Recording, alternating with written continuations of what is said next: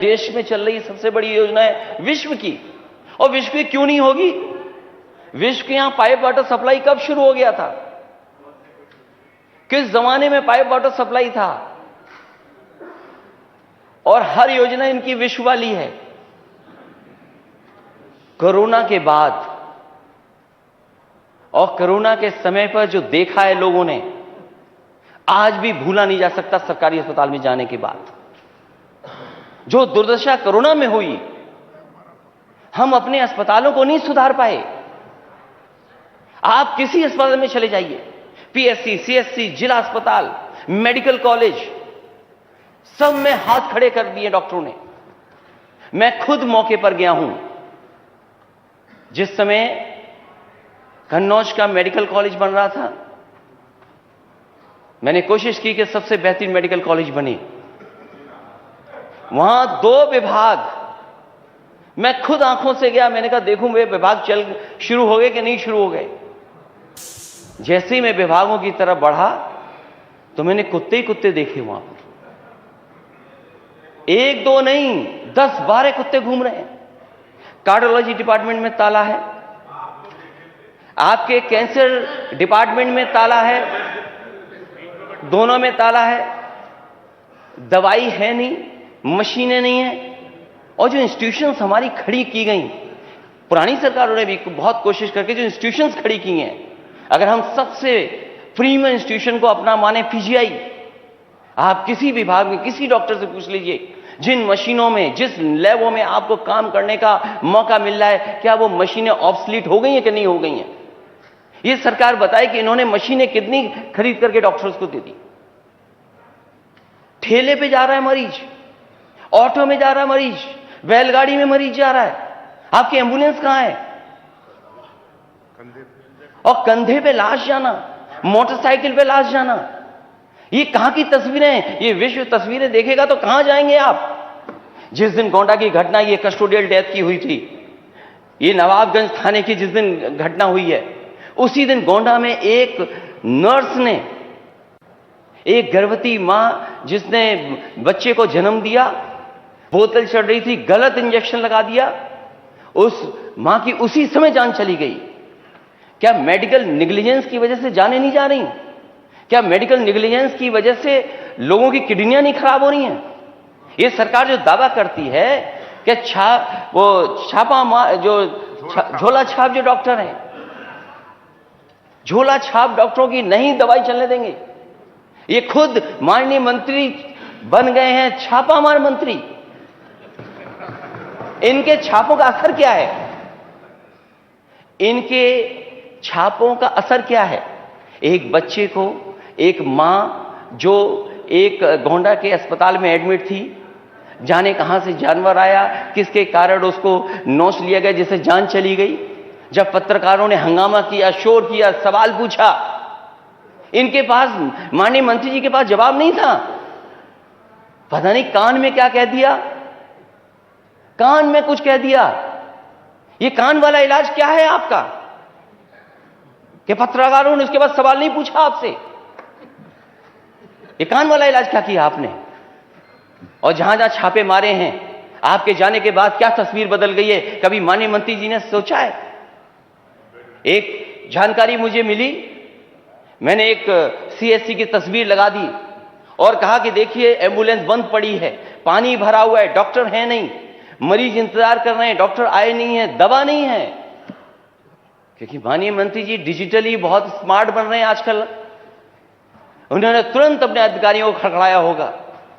वहां के अधिकारी गए, पूरा का पूरा सफाई कर दी और तस्वीर लगा दी इन्होंने कि मैं, जो पूर्व मुख्यमंत्री, वो झूठ बोल रहे हैं, सत्य नहीं बोल रहे हैं। लेकिन मैं धन्यवाद देना चाहता हूं, भारतीय जनता पार्टी का ही वो चैनल है, उसने माननीय मंत्री जी की पोल खोल दी। हमारी तरफ से कोई असत्य बात नहीं थी। अगर कोई सच छिपा रहा था तो सरकार सच छिपा रही थी। और फिर मैं माननीय मंत्री जी से कहूंगा, जितने काम उस सीएससी में, क्या आपकी सफाई से वहां लिफ्ट चल गई थी क्या? और जो काउंसिल, जो नेशनल मेडिकल काउंसिल है, उसके मानक हैं, उसका एक अपना प्रोसीजर है। ये सरकार दावा कर रही है कि हमने मेडिकल कॉलेज बहुत बना दिए। आजादी के बाद जितने मेडिकल कॉलेज बनाए सबकी सूची जारी कर देते हैं ये लोग। और शायद अध्यक्ष महोदय, हमारे पार्लियामेंट मिनिस्टर जो बैठे हैं वो जानते होंगे, शाहजहांपुर का, इनके जिले का सबसे पहले अगर किसी ने मेडिकल कॉलेज का शिलान्यास किया था तो मैं गया था। और उस समय के स्वास्थ्य मंत्री नड्डा जी गए थे कि नहीं गए थे? वो योजना दिल्ली की थी कि जिला अस्पतालों को कैसे मेडिकल कॉलेज को बनाया जाए। मैंने पिछली बार भी सुझाव दिया था और फिर देता हूं मैं सुझाव। अगर आप पे बजट की कमी है तो आप स्वीकार क्यों नहीं कर रहे हैं नेता सदन? अगर बजट की कमी है तो नेता सदन स्वीकार क्यों नहीं कर रहे? और नेता सदन को बजट देना चाहिए अपने डिप्टी सीएम को। क्यों डिप्टी सीएम को नहीं बजट दे रहे हैं? और हो सकता है डिप्टी सीएम को बजट इसलिए नहीं दे रहे हो अध्यक्ष महोदय, क्योंकि उन्होंने 2 मंत्रियों को बेरोजगार कर दिया। ये विभाग 2 लोगों के पास था, क्योंकि वो डिप्टी सीएम बन गए, तो 2 मंत्रियों को बेरोजगार कर दिया इन्होंने। एक तो है ना 3 2 बेरोजगार हो गए ना। जो नहीं समझ पा रहा है, वो जिसके दिल पे कुछ गुजर रहा होगा वही जान रहा होगा कि 2 चले गए। और ये सरकार जो निजीकरण का रास्ता अपना रही है, ये स्मोक स्क्रीन है कि हम विश्व से सबसे अच्छी फैसिलिटी दे रहे हैं। लेकिन सच्चाई ये है कि ये हमारी संस्थाओं को बंद करना चाहते हैं। ये हॉस्पिटल भी बंद करना चाहते हैं। ये सब प्राइवेट हाथों में देना चाहते हैं। रेलवे दे दिया, अभी लॉजिस्टिक्स के नाम पर रेलवे की जमीनें दे दी। पहले 5 साल के लिए दी, फिर 30 साल के लिए दे दी, 35 साल हो गए। आप अध्यक्ष जी खुद हैं कानपुर, इतने बड़े महानगर के आप अध्यक्ष जी डेली खबर सुनते होंगे हैलट अस्पताल का हाल क्या है। और माननीय सदस्य जीत करके आए, बताइए हैलट अस्पताल क्या हाल है? कोई भी जिले अस्पताल में एडमिशन नहीं हो रहा, मरीज का रेफर कर देते हैं। यहां चलाया तो नहीं, आगे बढ़ा देते हैं। मैं नेता सदन के माध्यम से माननीय मंत्री से जानना चाहता हूं, जो इमरजेंसी में आते हैं मरीज, उनको कितना भर्ती कर देते हैं आप? कितनों को इलाज मिल जाता है? आप कह रहे हैं नौकरी मिल जाएगी, स्टाफ की कमी है, आप भर्ती क्यों नहीं कर पा रहे हैं? कितनों को भर्ती दे दिया? और इनका सीधा सीधा है, जो बाबा साहब भीमराव अंबेडकर जी ने दिया हमें संविधान में, हमें हक और सम्मान दिया, उसको छीनने की तैयारी। आउटसोर्स, ये नया नौकरी देने का तरीका है आउटसोर्स। ये आउटसोर्स पे रख रहे हैं। और आउटसोर्स पे कितना रख रहे हैं? सरकारी अस्पताल बंद हो जाएं, प्राइवेट फूल जाएं, बड़े हो जाएं। वो तो हमें खुशी इस बात की कि समाजवादियों ने मेदांता अस्पताल बना दिया। अस्पताल में जाते हैं तो लगता है कि अस्पताल है कुछ। और अध्यक्ष महोदय, जिस समय वो शिलान्यास हो रहा था, उस समय उसी अस्पताल के सबसे बड़े मालिक से मैंने कहा कि हम समाजवादी लोग कम से कम ऐसे अस्पताल बनाएंगे जो आपके मेदांता के बराबर लगें। वो इंफ्रास्ट्रक्चर बनना चाहिए। अगर आप विश्व में कंपटीशन दिखाना चाहते हो तो आखिरकार वो इंफ्रास्ट्रक्चर क्यों नहीं बना पा रहे हो आप? हमें कोई शिकायत नहीं है कि आप सम्मान के लिए प्रतिमा लगा दें। माने काशीराज, वो कल्याण सिंह जी की आपने लगाई, हमें कोई शिकायत नहीं उस पर। लेकिन हम ये चाहते हैं कि कैंसर इंस्टीट्यूट के लिए आप पर्याप्त धन बजट देंगे कि नहीं देंगे। हमें कोई शिकायत नहीं है। 5 साल आपने इंतजार कराया, और इंतजार कराएंगे आप। जो इस प्रदेश के सबसे बड़े नेता, उनके नाम पर यूनिवर्सिटी बननी थी। प्रधानमंत्री जी ने लोक भवन के सामने उद्घाटन किया, शिलान्यास किया उसका। 5 साल समय निकाल दिया और नया सत्र शुरू हो गया। दोबारा मौका जनता ने दे दिया, अभी तक यूनिवर्सिटी नहीं बनी। और गोरखपुर में नेता सदन मेडिकल कॉलेज में 500 बेड का सुपर स्पेशलिटी बच्चों का अस्पताल समाजवादियों ने बनाया था कि नहीं बनाया था? 200 बेड का जैपनीज इंसेफेलाइटिस के लिए बनाया था कि नहीं बनाया था? नेता सदन, आप जानते होंगे, आपके लोग एम्स रोक रहे थे, वो राजनीति आप जाने। लेकिन बताइए नेता सदन, एम्स के लिए जमीन समाजवादी सरकार में दी गई थी कि नहीं दी गई थी? कोई अपना प्राइवेट संस्थान बना है, हमें कोई शिकायत नहीं है, लेकिन आप सरकारी संस्थाओं को खत्म कर दे रहे हैं। यहां पर लाखों लोग आ रहे हैं लखनऊ में, लाखों लाख जो इलाज कराने के लिए आते होंगे। जिन जिन मेडिकल कॉलेजों में मैं गया हूं, जो समाजवादी सरकार में बन रहे थे, उससे 1 इंच आगे नहीं बढ़ा पाए। मैं नेता से कहना चाहता हूं कि जब ऑक्सीजन का प्लांट आपको देखना था तो आप सफाई की तैयारी करके गए थे। अगर थोड़ा दाएं बाएं भी देख लेते, इस देश की वन ऑफ द बेस्ट जो कंस्ट्रक्शन कंपनी है, उससे बनाने के लिए मेडिकल कॉलेज दिया था, एक सुपर स्पेशलिटी बन रहा था। हमसे नाराजगी हो सकती है क्योंकि हम सत्ता में आपके भागीदारी हो सकते हैं, लेकिन आसपास के गांव के लोगों की क्या नाराजगी है आपसे? मध्य प्रदेश के लोगों की क्या नाराजगी है? और आसपास के लोग जो इलाज कराने आते हैं उनसे क्या नाराजगी है आपकी? जितना बना था उतना ही का बना, आगे नहीं बन पाया। और केवल एक मेडिकल कॉलेज नहीं, आजमगढ़ मेडिकल कॉलेज, जौनपुर का मैंने बता ही दिया, हमारे अध्यक्ष जी हैं उनका मेडिकल कॉलेज। क्या काउंसिल जो मानक है उसके तहत मेडिकल कॉलेज चल रहे हैं? क्या आप पे परिवार डॉक्टर हैं?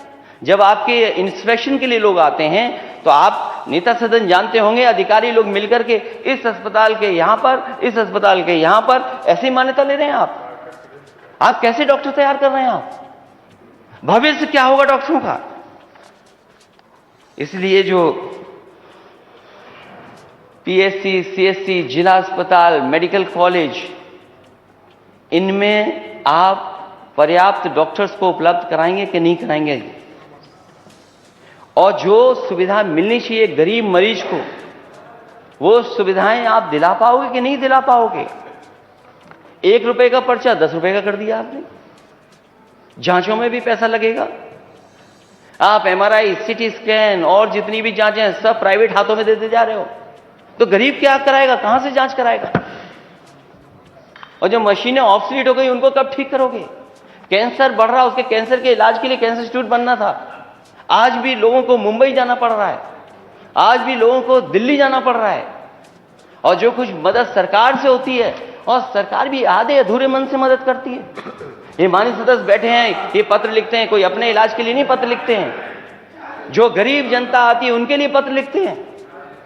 अरे इतने गरीब कब से हो गए नेता सदन? आपकी तो डबल इंजन की सरकार है, आपको तो डबल पैसा देना चाहिए, और फिर उसमें भी हिसाब किताब देखते हैं आप कि कितना देंगे। अरे कोई बीमारी एक बार आएगी, पता नहीं कि बीमारी कितनी बार आ जाए। तो बीमारी आ जाएगी, उसके लिए केवल आप कंजूसी कर करके थोड़ा सा पैसा दे देंगे, क्या उससे इलाज हो जाएगा? मैं तो ये कहना चाहता हूं अध्यक्ष महोदय आपके माध्यम से कि अगर कोई गरीब आए सरकारी अस्पताल में तो उसे इधर उधर नहीं देखना पड़े, पूरा का पूरा इलाज सरकारी अस्पताल में हो जाए। ये समाजवादियों का मानना है, ये हमारी सोच थी। मुझे याद है नेताजी ने जब भी ये लोहिया का इंस्टीट्यूट बनाया, 1 रुपए का पर्चा किया, इलाज फ्री करा दिया। आज 100 रुपए का हो गया, 100 रुपए का हो गया। और हर मेडिकल कॉलेज में अलग से बजट देते थे गरीब के इलाज के लिए, असाध्य बीमारी के लिए इलाज करा ले, उसको पैसा नहीं देना पड़े। अरे कहां लेके जाओगे इतना पैसा? और अब तो आपने आउटसोर्स करके एक कंपनी हायर की है कि हम $1 ट्रिलियन इकोनॉमी कैसे बनाएंगे। यूपी की $1 ट्रिलियन इकोनॉमी। आपको लगता है दिल्ली वाले मदद नहीं कर रहे जितनी मदद करनी चाहिए आपको? अरे दिल्ली की सरकार यूपी से बनती है, आप बताइए दिल्ली वालों को, और पैसा लाइए। आप अपना घोषणा पत्र दोबारा पलट के नहीं देखते क्या? आपने कितने एम्स बनाने के लिए कहा था? 5 साल चले गए, कितने एम्स बन गए आप? ये दोनों एम्स जो बन रहे हैं उत्तर प्रदेश में, ये समाजवादियों की देन है जिसकी वजह से एम्स बन रहे हैं। आप नया एम्स कब लाओगे? बुंदेलखंड में जो मेडिकल कॉलेज था जालौन का, उरई का, बर्बाद कर दिया, झांसी का बर्बाद कर दिया। अम्बेडकर नगर में जो पर्याप्त स्टाफ होना चाहिए वो नहीं है। कोई इलाज नहीं। आजमगढ़ का क्या हाल है, जो नया बना रहे हो उसका हाल आप बेहतर जानते होंगे। और इसीलिए हमारे जो डिप्टी सीएम है, जहां जाते हैं छापा मारते हैं, बाद में कहते हैं शर्मिंदा हो गए हम तो, क्यों आए हम छापा के लिए यहां पर। अरे छापा मंत्री बनोगे, कुछ कार्रवाई भी करोगे। आ जाए जवाब। जैसे झोला छाप डॉक्टर कोई मान्यता नहीं, वैसे इनकी भी होने जा रही है अभी। अरे जवाब आने, जवाब आने। कोई नहीं पूछ रहा झोला छाप डॉक्टरों को। माननीय मंत्री, ट्रांसफर हो गए, इन्हें पता ही नहीं भागीदारी किसकी थी। इसलिए जो घटनाएं हैं वो मैं जानता हूं। एम्बुलेंस से निजी अस्पताल में हो रही है मरीजों की शिफ्टिंग, यह है उत्तर प्रदेश। विश्व की सबसे बड़ी योजना चला रहे हैं आप लोग। 250 रुपए का ऑक्सीजन सिलेंडर 6 गुना वसूला जा रहा है। बेटे को लेकर के भटकता रहा बेबस पिता, जो मैंने कहानी बताई, और भी हुए इस तरह की घटनाएं। अस्पताल में पत्नी का शव पीठ पर लाद कर लौटा व्यक्ति। क्या दिन देख रहे हैं हम लोग। और प्रसव के दौरान जच्चा बच्चा दोनों की मौत। क्या दवा दे रहे हैं, क्या इलाज कर रहे हैं। क्या हमारी नर्सेज जो हैं वो ट्रेंड हैं? क्या हमारा जो पैरामेडिकल स्टाफ है वो वेल ट्रेंड है? क्या हम उसके लिए विशेष ट्रेनिंग योजना चला रहे हैं? साइबर क्राइम के लिए बता रहे थे, अभी पार्लियामेंट्री मिनिस्टर चले गए कहीं, कि जैसे हम SLR चलाना सिखाते हैं वैसे ही हम साइबर क्राइम में सिखा रहे हैं। आप SLR बोला था हमने, असला बोला था। चलो मुझे सुनने में गलती होगी, हेडफोन नहीं लगाया था मैंने। मतलब साइबर क्राइम और असले में फर्क ही नहीं जानते हमारे लोग। रास्ते में एम्बुलेंस खराब, तड़प गए, उसी में जान चली गई। एम्बुलेंस के इंतजार में जान चली गई। ये आ गया विषय, आ गया। अध्यक्ष महोदय, मैं चाहता हूं कि सरकार कम से कम इस विभाग को तो बेहतर करे। और जब मौका मिला है आपको, डबल इंजन की सरकार कहते हैं आप, दावा करते हैं कि बजट में कोई कमी नहीं है। आप बजट पर्याप्त दीजिए। आपके डॉक्टर, आपके लोग दूसरे प्राइवेट में नहीं भागेंगे। प्राइवेट में व्यवस्थाएं बेहतर हैं, उन्हें सुविधाएं अच्छी हैं। इसलिए जानबूझ करके सरकार सरकारी अस्पतालों को बर्बाद कर रही, जिससे कि अच्छे अच्छे डॉक्टर हमारे चले जाएं। जो सुविधा PGI को मिलती थी वही सुविधाएं KGMU को दी, वही लोहिया को दी। नेता सदन गोरखपुर में कब उन डॉक्टर और नर्स और सबको मिलेगी, या पूरे प्रदेश के डॉक्टरों को या उन मेडिकल कॉलेजों को वो सुविधा कब मिलेगी? आज बता। इसलिए अध्यक्ष महोदय, मुझे उम्मीद है कि 108 व्यवस्था में सुधार लाएंगे। अगर बजट की कमी हो तो शर्मिंदा ना हो, नेता सदन के पास जाएं, कुछ समझाएं, मनाएं, शायद बजट आपको मिल जाए।